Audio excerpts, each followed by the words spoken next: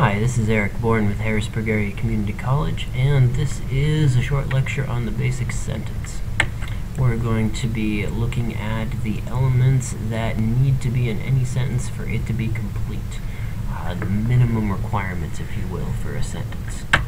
To that end, we're going to be identifying three elements, talking about some of their basic qualities, and looking at a few examples. I've given you a worksheet in class for you to fill out as you go through this lecture.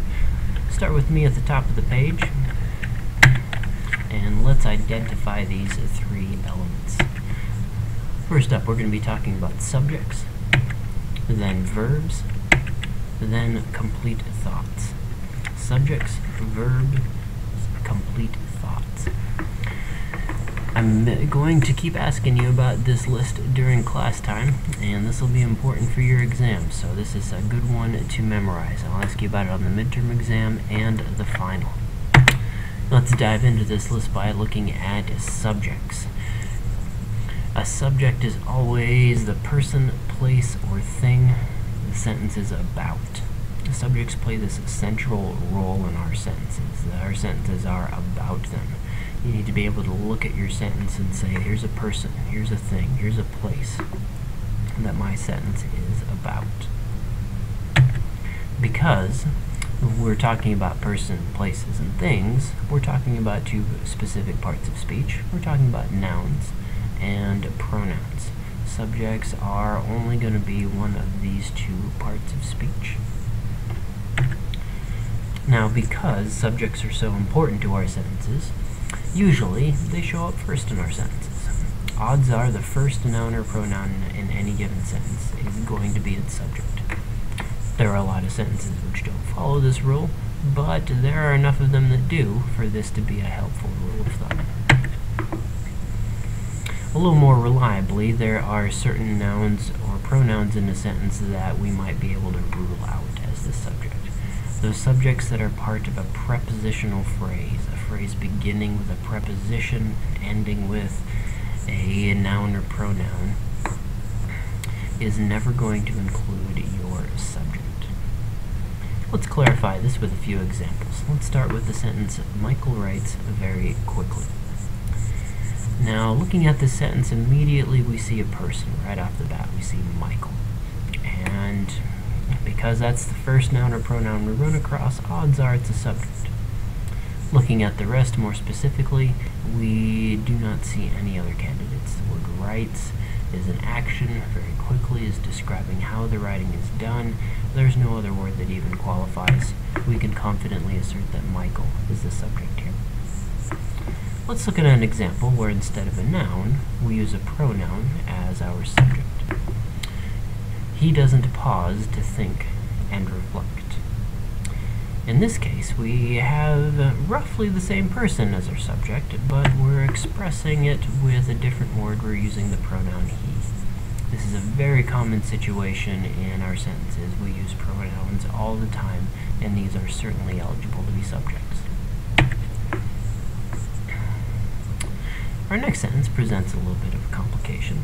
It seems like we're still talking about Michael, but notice how this starts. His essays. Now, what is it that would be better if, as this sentence tells us, he invests more time? Would Michael be better if he invested more time? Is that what it's telling us? I don't think so. Instead, we're talking about the work that Michael produces. It's his essays that would be better. That's why, in this situation, we're going to assert that essays is the word that's the subject for this sentence, rather than that word his sitting at the start, or a little bit later on the word he. Finally, let's consider a moment where we can rule out a word because it is part of a prepositional phrase. Now, this sentence tells us that students in his class have similar problems. Okay, so the subject is going to be whoever it is that has similar problems as Michael. And we're looking at students, and we're looking at class. Now, class is the bigger word. It contains more people. And students, we're going to be talking about more or less some, a few, a couple people in this class who may have similar difficulties with essays. And already we're starting to see that odds are our subject is going to be that first one. We're not necessarily talking about the whole class. We're talking about some group of students in it who have similar problems. Now we can also eliminate the word class with our knowledge of prepositional phrases. We have a preposition right at the start of that phrase, the word in. Now if you struggle with prepositions, I recommend that you go to the start of your textbook to the chapter The Basic Sentence and read up on what prepositions are. There's a very handy chart in your textbook. The word in is a preposition indicating to us which students we're talking about. In what? In his class. Now, this prepositional phrase, that word class is where it ends, and because of its structure, we know that class cannot be our subject here. Let's move on to verbs. Verbs have two primary jobs. They express an action that's being performed by our subject, or they link the subject to words that describe it. Both of these situations should indicate to you a very close relationship between a subject and a verb. And oftentimes we figure out what the subject and a verb of a sentence are together. These are things we see working together in a sentence, and so we identify both at the same time. We do talk about three categories of verbs: action verbs, linking verbs, but also helping verbs. Now, to really simplify the idea of a helping verb, we're simply indicating that verbs sometimes take a couple of words to express. Sometimes, depending on the tense, the relationship to time you want to express, you need a couple of small verbs, one or two, to help out your primary action verb. Let's take a look at these different types of verbs in action. First, let's look at a nice straightforward action verb. We have snow as our subject. What is it doing? In this sentence, it melted. Our verb is melted in this sentence here. This next sentence looks just about as straightforward, but not quite. We see I as our subject here. What did I do? Well, I slipped.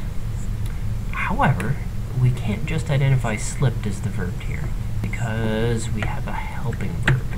I have slipped.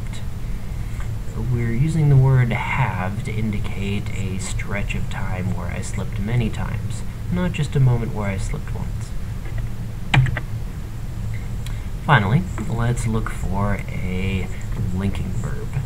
And here it's a brief two-letter word that you might read right past. It's so common and so ordinary in our speech. I am. Am is the verb in the sentence. The rest of the sentence is merely telling you something about me. And that's the idea of a linking verb. We state our subject and then use the verb to link the subject to some more information about it. Last element of the basic sentence, let's talk about complete thoughts. And we might express the idea of the complete thought this way: sentences always finish what they start. A sentence makes certain promises to you based on the way it's structured and the words that you choose to include. And if you stop short of meeting those expectations, your readers are going to be unsatisfied with the sentence. They're going to feel like you should keep going. If you say a sentence to somebody, a sentence which doesn't complete its thought, they're going to wait for you to finish. They're going to look at you funny.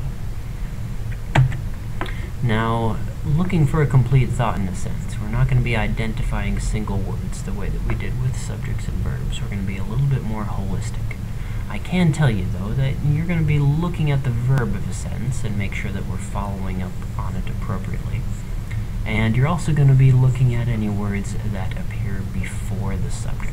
There's a class of words in our language. We're going to look at them a bit more as this semester progresses, called dependent words.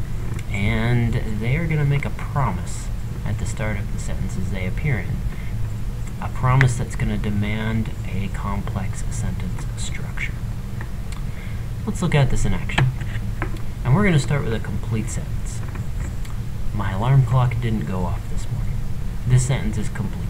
The sentence is fine. It's got a subject, clock, it's got verb, didn't go, everything that we need for a sentence to be complete. However, we're going to throw that off with the addition of one word. Because.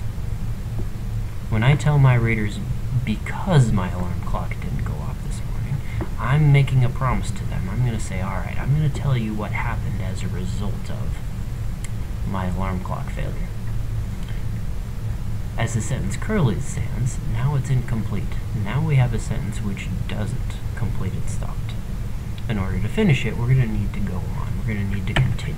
Some phrase like this would be sufficient. By adding on the phrase, I was late for work, we're fulfilling the promise of that early word. I hope this exploration of the basic sentence was useful for you. These three concepts, subjects, verbs, complete thoughts, these are really going to be foundational for what we want to do with our grammar work the rest of the semester. You have exercises on the rest of your worksheet that are going to ask you to put some of these thoughts into action, work on those, and come back to class with some good questions for me.